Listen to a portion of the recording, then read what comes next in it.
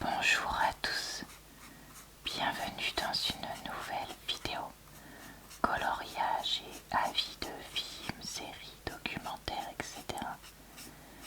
Vidéo dans laquelle je vais faire, comme vous pouvez le voir maintenant, du coloriage tout en vous chuchotant donc des avis.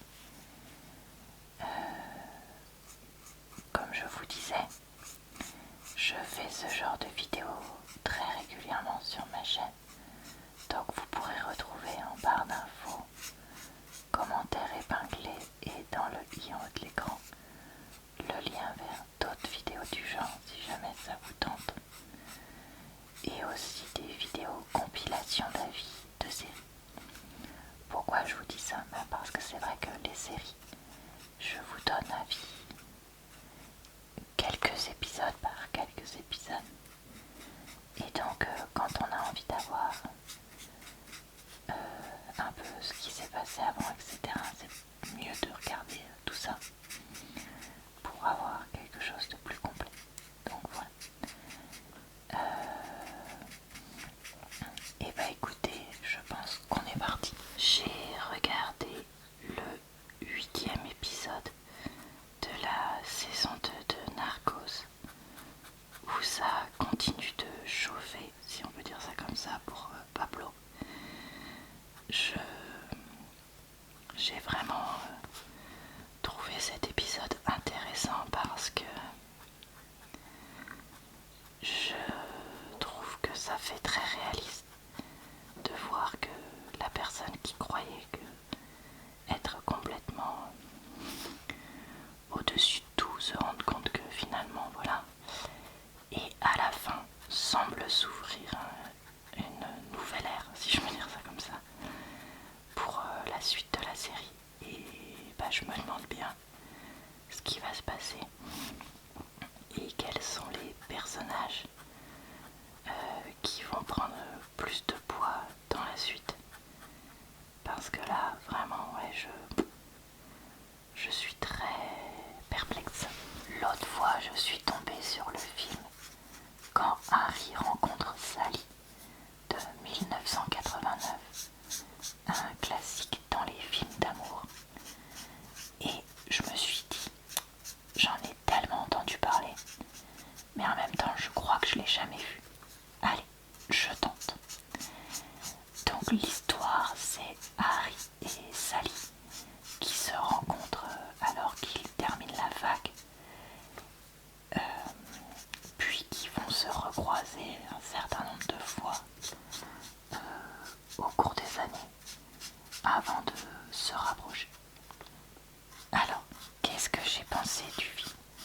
Bon, écoutez, je peux comprendre que ce soit un peu un classique, parce que c'est vrai que pour l'époque, est-ce qu'on voyait autant de films avec, comment dire,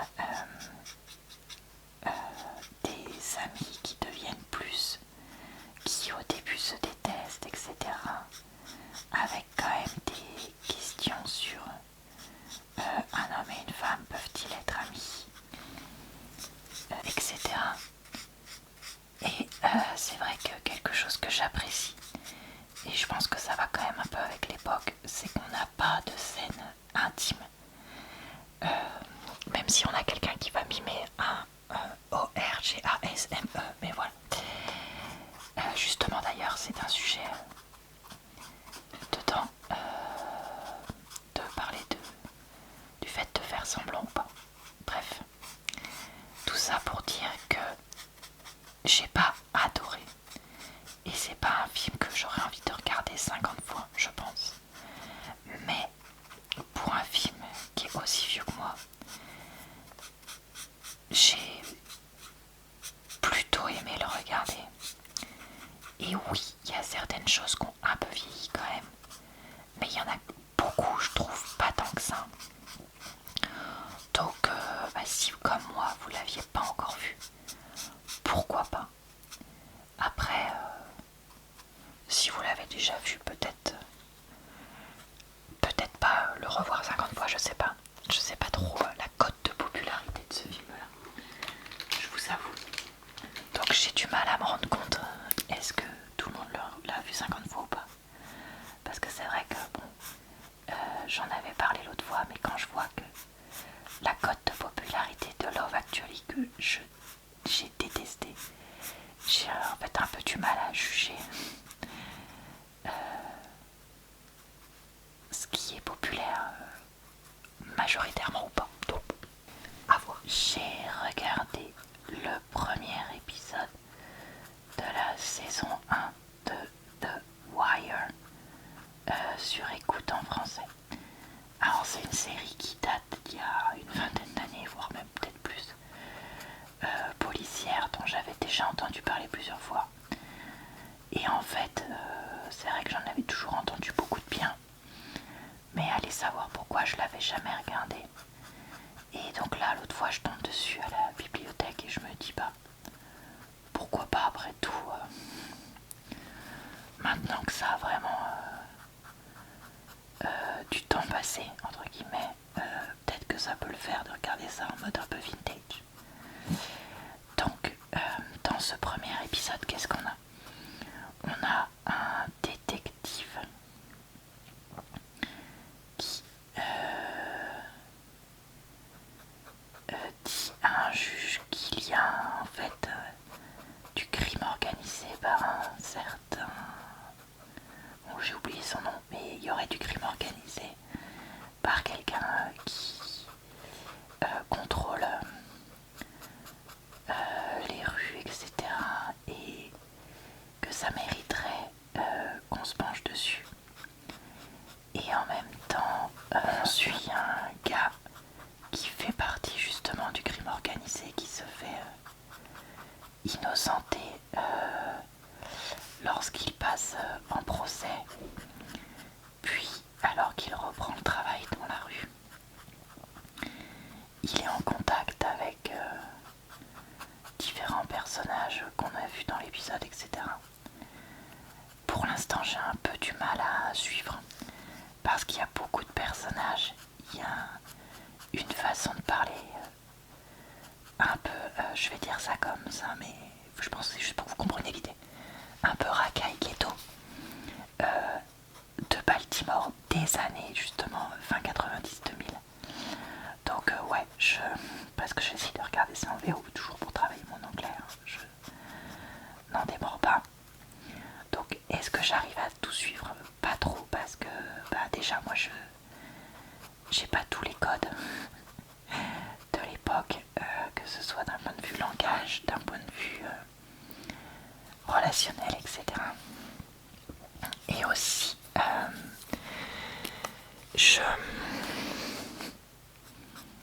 je trouve qu'il y a beaucoup de personnages. Après ça peut être bien parce que ça peut permettre de suivre plein d'histoires dans les épisodes suivants. Mais là, je vous avoue que ça m'a juste plus perturbé qu'autre chose. Donc là, écoutez, pour l'instant je suis intriguée. Mais est-ce que j'ai tout compris et que je suis prête à tout suivre? Pas encore. Mais bon, de toute façon, je vais tester au moins un deuxième épisode. Parce que je me dis que bah, ça le mérite pour comprendre. Et on verra ensuite ce qu'on fait. Voilà. Je sais que vous allez encore vous dire, ou peut-être même me dire en commentaire, et n'hésitez pas. Laura, t'as encore 20 ans de retard sur tout le monde. Si ce n'est plus. Mais écoutez, moi je m'en fiche des modes, etc. Je suis plus du genre, bah, j'ai jamais regardé ça, je sais que ça peut être pas mal, donc je teste, tout simplement. J'ai regardé le film Mercato de 2025. L'histoire, c'est un agent sportif joué par Jamel Debbouze dans le foot se retrouve à devoir payer 300 000 € à des malfrats, je pense qu'on pourrait dire ça comme ça. Et pour ce faire, il n'a que une semaine avant la fin du mercato pour réaliser une opération lui permettant de gagner autant d'argent, vu qu'il est complètement à sec. Alors c'est vrai que j'avais vu une bonne critique sur ce film, donc je me doutais qu'il serait probablement pas nul, mais je m'attendais pas à ce qu'il soit aussi intéressant. On est vraiment tenu en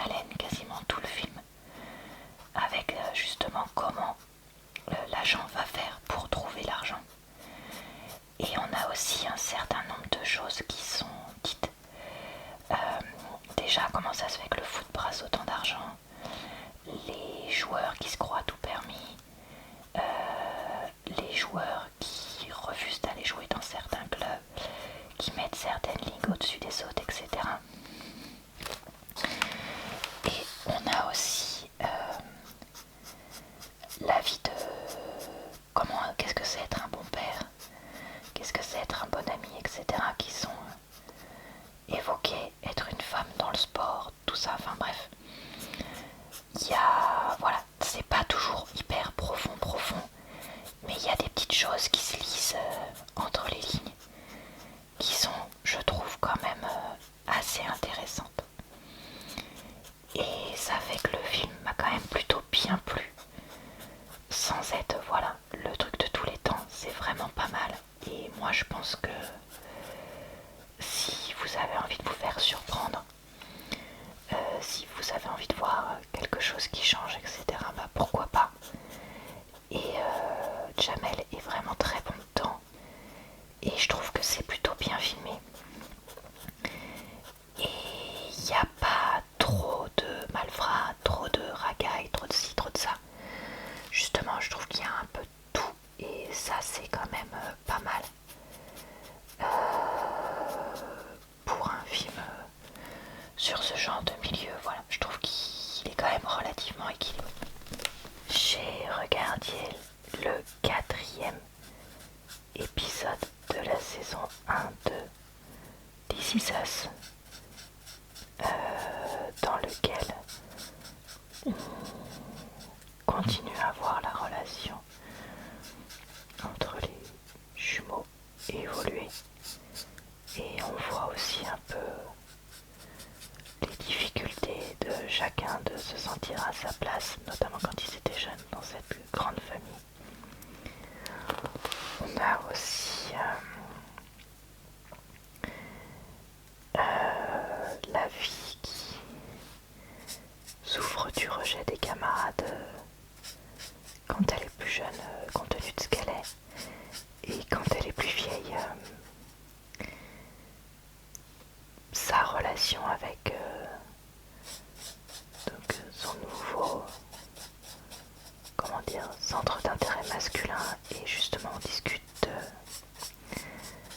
comment certaines personnes peuvent être d'une certaine façon avec d'autres et ne pas paraître du tout comme ça dans comment dire, en gros, comment certaines personnes peuvent cacher leur jeu, je sais pas comment dire ça, ou avoir une face publique et une face privée. Enfin bref. Comme je dis à chaque fois, est-ce que c'était foufou? Non.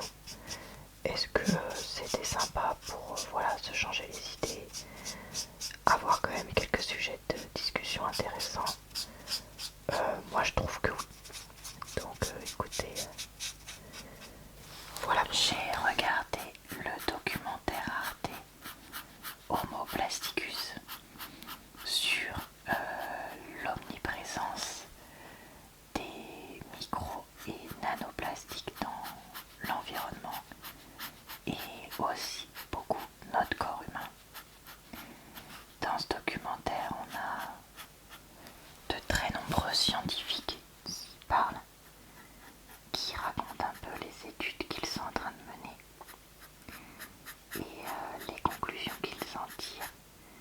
Et c'est assez effrayant, puisque on nous montre par plein de moyens qu'il y a des microplastiques partout dans notre corps, que tout est contaminé, et comment aussi il y en a partout dans l'environnement. Et donc même si nous on essaye de faire attention en tant qu'individu, c'est assez compliqué d'avoir une vie exempte de ces choses-là. Et on nous montre aussi des recherches assez récentes, voire sur le long cours, sur voilà, les effets des microplastiques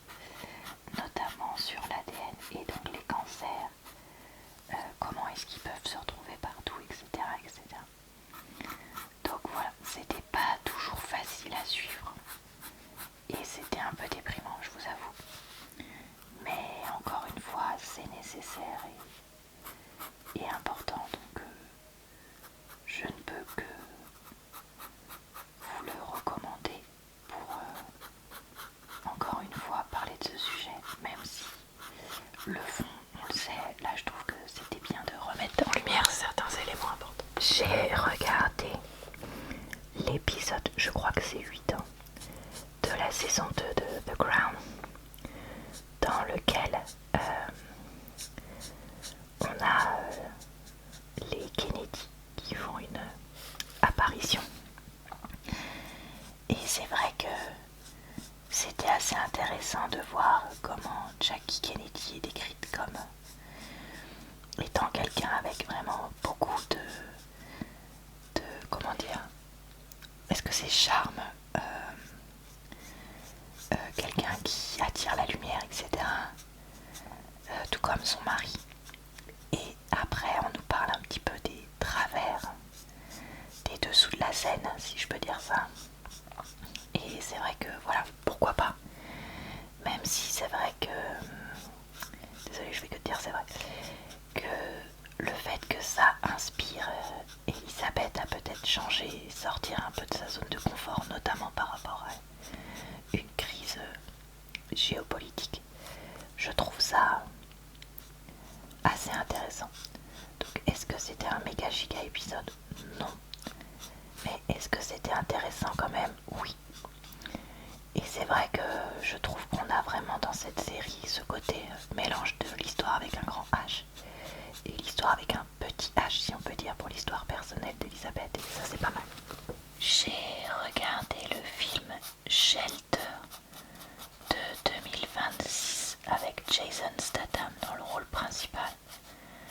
Dans ce film, on a un homme qui vit reclus sur une petite île d'Écosse qui se fait livrer toutes les semaines par un oncle et sa fille des provisions. Or, après un jour de tempête, ces derniers se retrouvent dans une mauvaise passe et Jason se retrouve à s'occuper de la fille seule. Sauf que en faisant ça, il est identifié par une espèce de système d'intelligence artificielle de surveillance dans les rues. Et il va se retrouver avec des personnes qui veulent sa peau. Alors, qu'est-ce qu'on en a pensé? Pour un film avec Jason Statham, avec encore une fois un gars ex-combattant qui se retrouve à devoir lutter pour sa survie, et bah écoutez, il est pas si mal, parce qu'il y a suffisamment de combats qui étaient pas trop mal filmés, mais pas trop. Il y avait quand même suffisamment de scénarios, histoire d'avoir une histoire justement, mais pas trop. Il y avait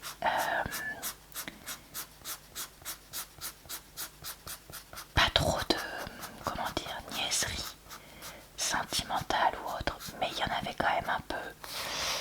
Enfin voilà, écoutez, c'est pas le film de l'année, mais enfin remarquez, vous allez me dire, je dis ça de tous les films que je regarde, mais bon, c'est pas grave. Mais voilà, nous on a quand même passé un moment sympa. Et donc si vous aimez bien ce genre de film action avec un peu de scénario mais pas trop, où il n'y a pas besoin de réfléchir mais en même temps on s'ennuie pas, bah écoutez, je vous le conseille. J'ai regardé le 8e et dernier épisode de la saison 1 de la série Mercredi ou Wednesday. Alors je vais être très honnête, je n'ai pas du tout aimé cet épisode parce que donc on a enfin le fin mot de l'histoire, si je peux dire, sur cette saison. Et c'est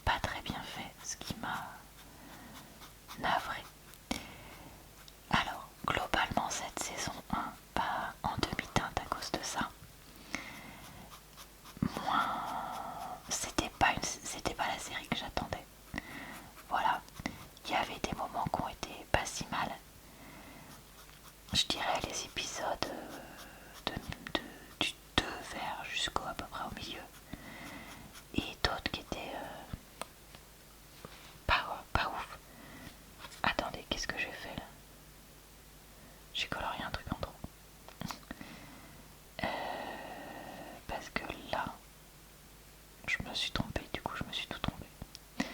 Zut. Bref. Donc, tout ça pour dire que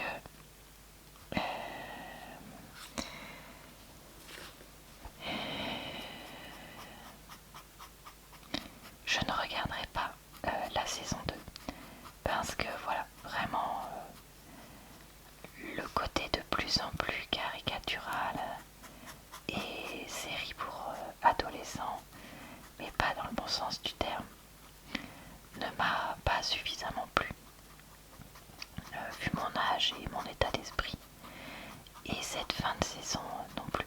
Donc voilà, écoutez, je préfère m'abstenir, je pense que c'est mieux. Pour ça. Voilà, cette vidéo est maintenant terminée. J'espère que ça vous a plu, relaxé, diverti. N'hésitez pas, comme toujours, à me partager les avis des films ou autres que vous auriez pu voir, dont j'aurais parlé, ou si vous m'entendez parler en bien ou en mal de tel ou tel élément, me dire quelle recommandation vous auriez pour moi. Ça m'intéresse toujours.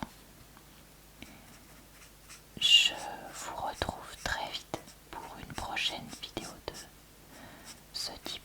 Sachez que je fais également des vidéos d'avis de podcasts et de livres si jamais ça vous tente.